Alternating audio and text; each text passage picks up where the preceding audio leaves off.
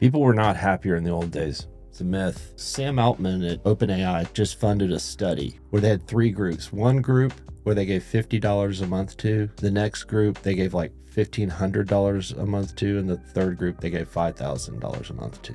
On the first year, the ones they gave the most money to were happier in all ranges. But in the second and third year, everybody reverted back to what their original mental health and happiness was, no matter how much money they had. Really? And the ones in the group that got 50, imagine getting picked for the ones that can only get 50 a month. Yeah. They ended up making more by the end of the 3 years. They had to work harder. Yes, and than the ones that got the most money. Wow, that's interesting. Yeah. You know what's the impediment to happiness is desire.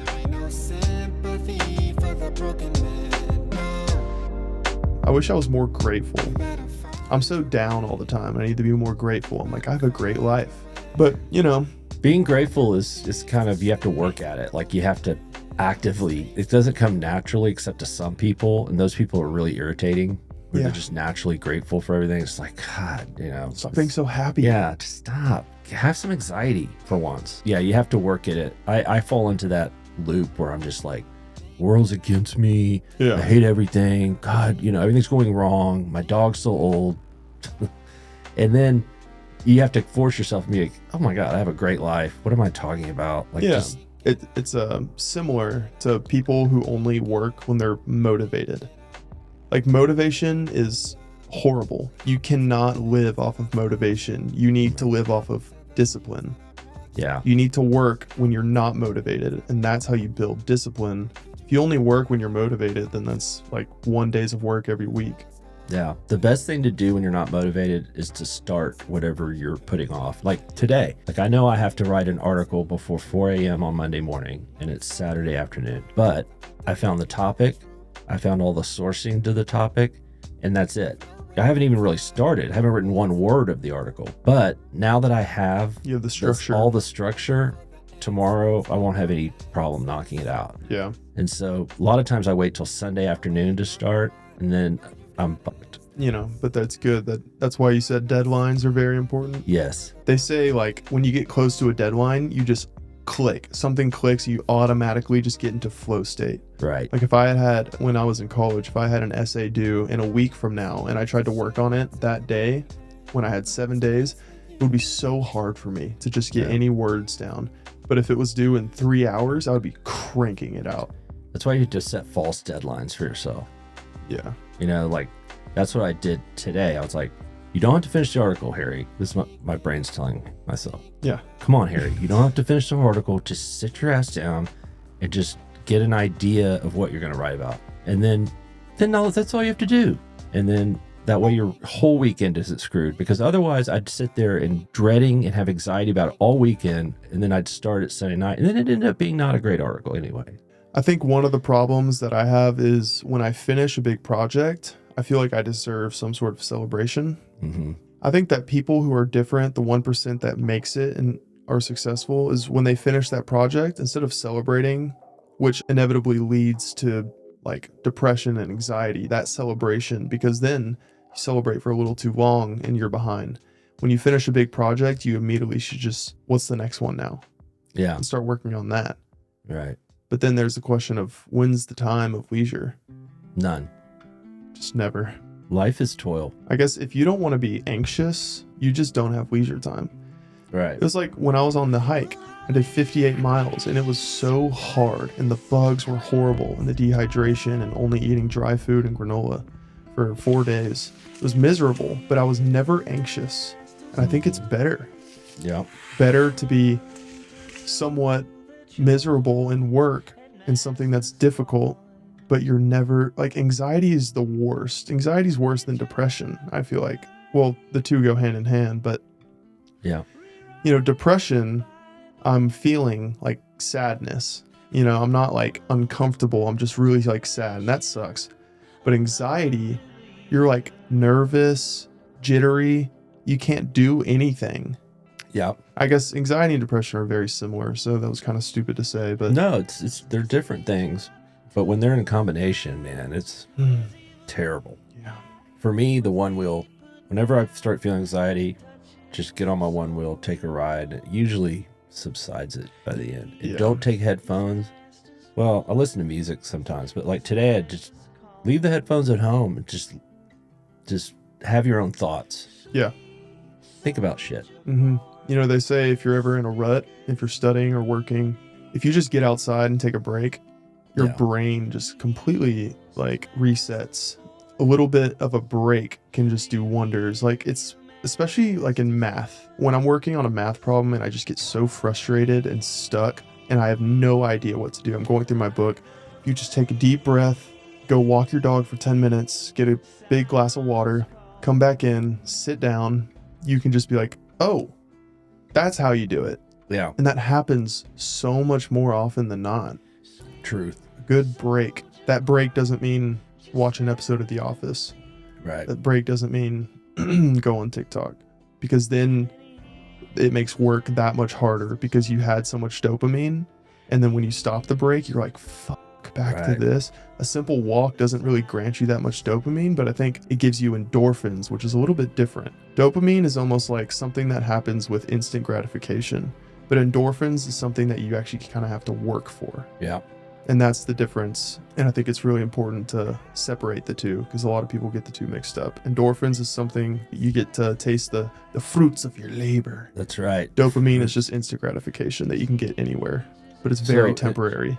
Endorphins is, to put it contextually, is like eagle powers. Eagle powers. Right. And the other, dopamine, is like corn with butter on it. Like, get that corn out of my face. Nice Nacho Libre reference. Thanks. There were 2 in there. I don't know if you caught them. I did. But like scrolling Instagram, that's the get the corn out of my face. That's what you got to say to it. Yeah. And Get you that got corn out of my the face, face. that butter and corn. get back to your work. But when you climb a 400-foot cliff and you get the eagle powers, you get to Right. taste the fruits of your labor. The fruits, truth, Truth. facts, for shizzle on neighborhood. You know what's the impediment to happiness is desire. And it's so hard to quell because no matter how much you get, you always desire more. Right? Like this studio, I built this studio myself and I got all this equipment, all the equipment I wanted. And now that I have this studio, I love it. It's great. But then I'm like, oh, they make another microphone that's slightly better than this. Yeah. Do I need to get it? And then I have to talk to myself and say, no, this studio could last for 20 years and it's fine. Yeah. It's like the one wheel. If the Yes. S series never came out, we'd be perfectly happy with Yes. the GT. But we'd be nosediving just happily on the GT, Breaking collarbones. breaking collarbones. I broke a collarbone on the GT. It's the world's most deadliest EV. Look it up. Yeah. Look it up on the tubes. I just want a reason to buy that building. I mean, not that I could even afford it, but I just want to own it, but I have to have a reason to own it. I don't want to own it and lease it out. I want to own it and do something productive in it. We could put It's like a little factory. right. I'd like to put like a punching bag in there or something and go full Rocky mode Okay. in there. I mean, that's cool, but how does that make us money? I want the building to pay for itself. Well, nice little workout makes you mentally tough. Mentally tough gives you discipline. Discipline gets you money. That's pretty indirect. And how am I going to sell that to the bank? See, what we're going to do is, what are you going to, Mr. Shoemaker, what are you going to do with this part? Well, I'm going to put a bunch of punching bags and maybe like a rowing machine in there. And of course, we're going to have to add AC because I can't do that in the heat. That's another $50,000. And then we're just going to work out, just get our energy up. And then we'll do something that pays the money back. Pretty good plan. Yeah. And they're going to be, oh my God, Mr. Shoemaker, can we give you even more than you asked for? Yeah. It's a This great is idea. a great idea. Have you ever had like a really hard workout and you get that No. you get that like endorphin high after and you feel great. Once a couple hours pass, I get anxious a little bit I do too. from like a hard workout. I wonder why that is. I Are looked you it up on Reddit too, and other people have this problem as well. Are you taking like creatine or I take creatine before I go to bed. really? I thought it gives you energy. Mm-mm. Oh, I guess the creatine I take has caffeine in it, so I tell you, it does help me sleep. Like, I worked out hard yesterday, Oh yeah. and usually I watch YouTube or something for like an hour or two in bed. Nah, I was out. That's the beauty of like being sober for an extended period of time, is you become very bored inevitably. Right. So you have to fill something. You have to fill that void to cure your boredom, and most of the time that void will involve something productive Right. to keep your mind off of things. Let me tell you something. I drank in Cayman. You know, I only drink when I'm outside the borders of the United States. I tell you, I felt bad for 4 days afterwards. Didn't feel bad. I just wasn't myself. Until after like the 5th day, I was like, okay, now I'm back to normal. I don't normally drink.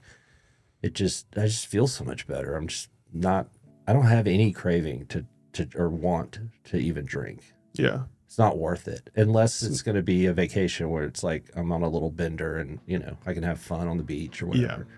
But after that, nah, it's just feel better, happier. Right. Alcohol makes you this happy, and then it makes you this low. Right. Without it, you're just Yeah. like you're on a steady line. But if you can do things that also get you Yeah. somewhat high. Like completing a good writing assignment where I'm proud of what I've produced. Yeah. There's Or no better feeling. finishing a book, working out, finishing a run. Yeah. Just doing something that Finishing a book that you've written is a good one. You know, he's done that. I watched this video last night because I've done well trying to like quit weed or whatever, but I still relapse a lot. Like right now I haven't smoked in 8 days. It was last Friday and it's Saturday today. And I feel great, but I still for some reason just have this like urge to smoke, even though I know after I get high I'm not going to enjoy it and it's just going to make me anxious. And like people say it's like, oh, marijuana's not that bad though, look at alcohol, it's so much worse and this and that. But when you're a stoner, you don't do anything, you don't get stuff done. I mean, you basically, if you smoke every day, you're going to see your life go by in hazy flash without doing anything worth noting. Yeah. And he, a lot of what he says I can relate to, and I just think it's a pretty cool video. But last year, I finally decided to quit. And now I've been completely clean for over a year. And honestly, my life has never been better. So now it's finally time to tell my story that I've never shared before. Growing up, smoking was a very normal thing in my house. I saw it or smelled it pretty much every day because my parents and their friends did it. And there was even a point in time where I used to roll around with my dad when he was selling it. So it was never looked at as a bad thing. I was the straight edge kid until I turned 18. I had just broken up with my first girl and I was at my friend's house sitting on the back patio talking about everything, and out of nowhere, he offered me a joint. So I decided to finally cave in and give it a try, and I didn't think anything of it. You know how people say the first time they smoke, they don't get high? Yeah, no. Your boy was fried. We finished the whole joint, sat outside and laughed for hours, and then passed out on the couch watching Scarface. Honestly, it was the perfect first session, and on that day, my relationship with the gas began. I didn't want to be a total degenerate though, so I decided I would only smoke it if someone else had it. I told myself I would never buy it, but pretty much all my friends had it. All the time, and so did my mom. So when I came home from school every day, I would sneak in her room, grab her pen, hit a blinker, and then put it back, and then hide in my room the whole night playing League. On the weekends, my friends and I would ride around and weed smoke. And then when I finally moved out, went to college and started making my own money, I started buying it. I lived in an apartment with my best friends who also smoked, so we bought bongs, papers, woods, dab rigs, and pretty much every device you could imagine to smoke with. At that point, it wasn't just at night or on the weekends anymore. It was all day, every day. And over the next year, I pretty much did everything high, from working on my business, working out, making videos, and even for simple stuff like eating dinner, I had to smoke first. But honestly, I didn't even think it was a problem because on the external, I was successful. I was in great shape, making money online, and I was even getting ready to move to my own apartment in LA. But once I moved there in 2018, that's when it really became a problem. Storytelling. Over the 2 years of living there, my life went on a downward spiral. My businesses were failing, I was spending more than I was making, and I was miles away from all the people that I loved. While I was alone in my apartment, the weed was the only thing that was helping me cope, and it didn't help that there was literally a dispensary right next door. So I started smoking even more. I would go through literally 3 joints a day to myself minimum. And not them little joints. I was going through them cannons every single day. I wasn't even getting high anymore. In fact, smoking started to bring me to an even darker place mentally. It just made me feel paranoid and have doubts about everything I was doing. But still, like clockwork, I went back to it every night. I didn't even want to do it anymore. But for some reason, I just couldn't stop. I would stop for a couple days, and every time afterwards, I started to feel good. I had more energy than ever. I started to feel like myself again. But sure enough, after a while, I always went back to that seductive little plant because this time, I felt like I could handle it. But slowly, I always went back to smoking every day. This cycle lasted for my entire life in LA until everything fell apart. I was $30,000 in debt and I couldn't afford to live there anymore, so I had to move back to sleeping on my mom's couch. This was the lowest point of my entire life. And at this time, I decided to quit for real because, I had no other choice. It's not cool being 23 years old on your mom's couch in debt, getting high every day. So I stopped completely. And that's when I realized I had a huge problem. I'm in a low position. The first night was horrible. I just remember sweating through my entire bed sheets and having the most insane, vivid dreams that kept waking me up all night. For the first week, I had no appetite and I really just wasn't a happy person at all. But day by day, things started to get better because before I could just distract myself from all the problems in front of me with a blunt and some YouTube videos. But now, if I wanted to feel good, I was forced to face everything head on and start actually making progress in my life. So I started a new business, started working out every day, and really just tried to enjoy my time with my family. And by the way, I'm not showing you this video for you to like quit because it's completely different when you're 23, 24, and you have your whole life ahead of you. When someone who's had a family, started a business, has his own house, his own dog, and has done everything that a man could want to accomplish, really. Just so you don't have that in the back of your head. No, but not in any way, because I know you like to smoke because you don't drink anymore, and so it's I think it's good for you.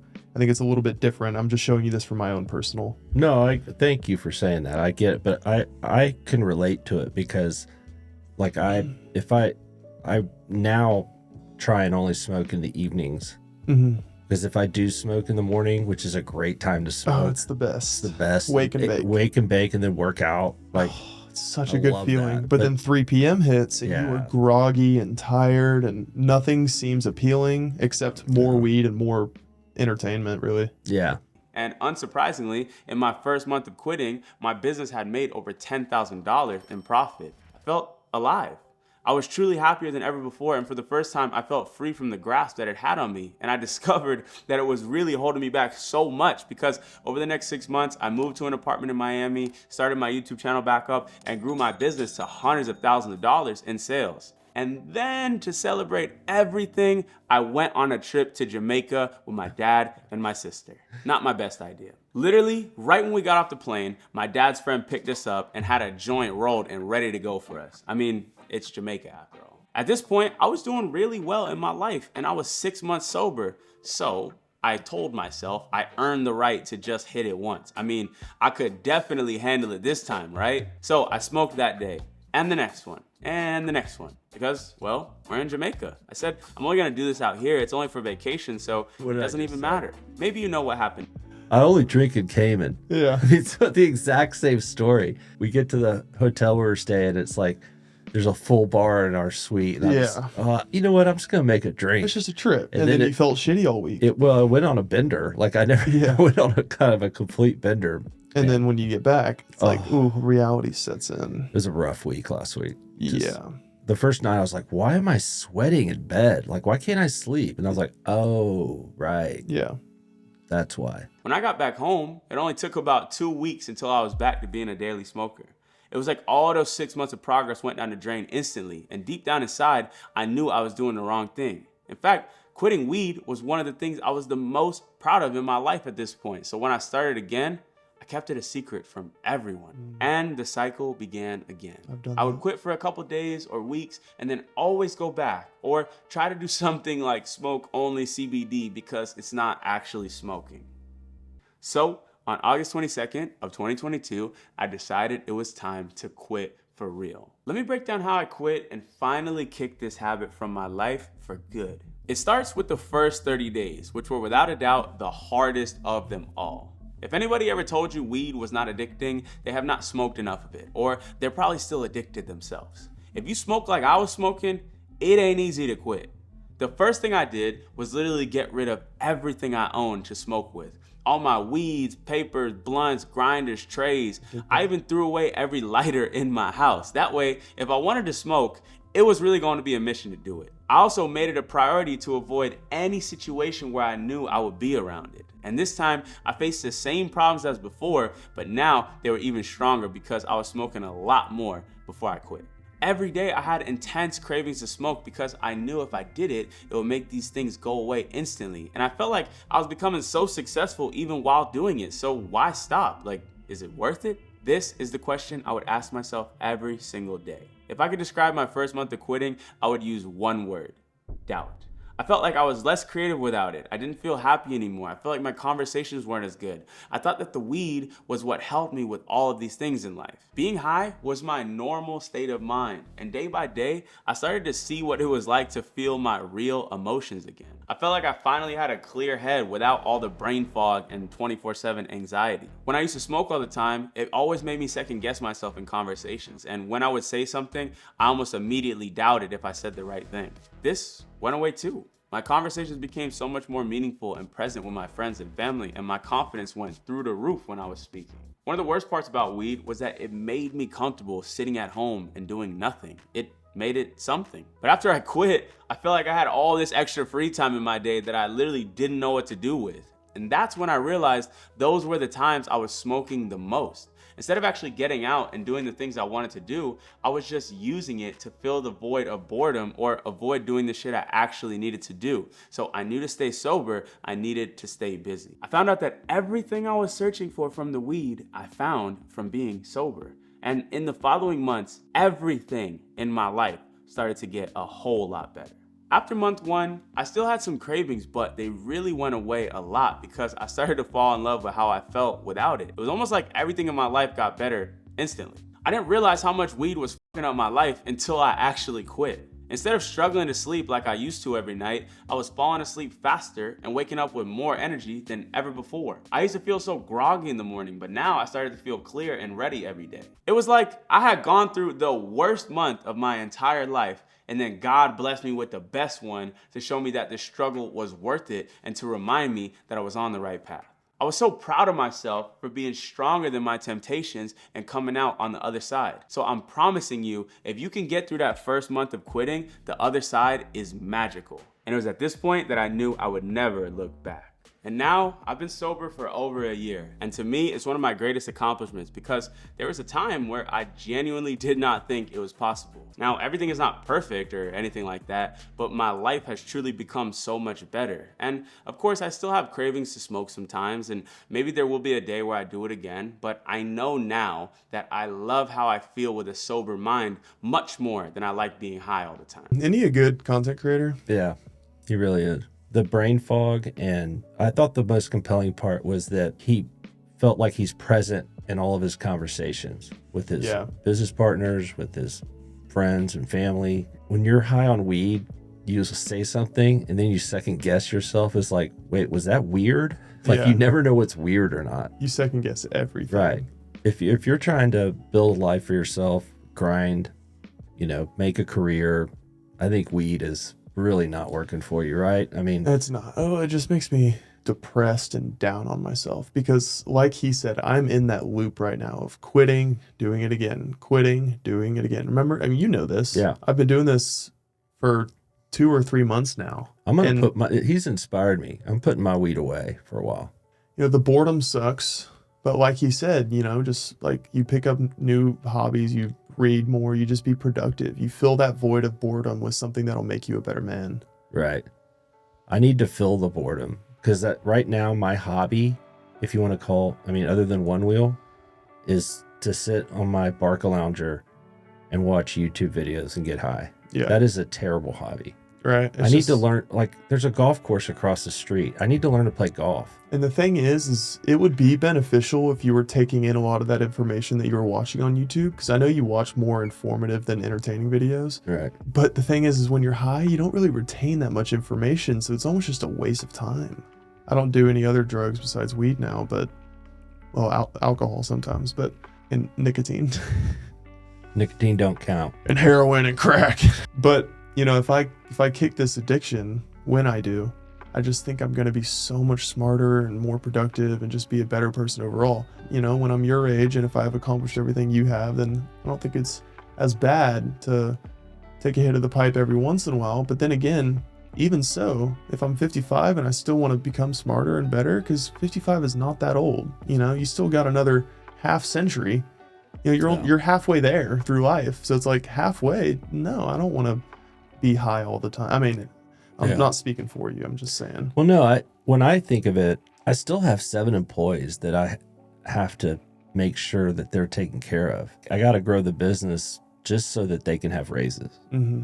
Why don't we kick it up a notch? Like today is Saturday. What if this week July we gave 27th. up all drugs? I mean, I'm down. Let's not have All right. another drink, No not another weed. puff. And if you guys want to check in on the journey, hit that subscribe button. And That's we'll be right. keeping you updated once a week. We post these podcasts, vlogs, and other forms of content like challenges. And my buddies are going to be tagging along very soon. They've already been a part of 2. And I think it's going really well. I love Dog Party. It'd be interesting to get Alec on here and see if he'll take the challenge. I would really like to grow this channel. So please subscribe if you like what we got going on here. I love all 273 of you guys. You know, maybe we'll look back in a year and be like, wow, we only had 270 I know. subscribers then. Now we have 300. Jackass. All right, man. Let's finish up. Let's go get high and smoke a... Let's go on a one-wheel ride. Get the wind in our hair. I got to edit the video from yesterday and then probably start editing this one as well. Loser. That'd be cool if we could come out with 2 videos a week instead of 1. I mean, that's just double the subscribers. Double Double the work. the work. All righty, man. All right.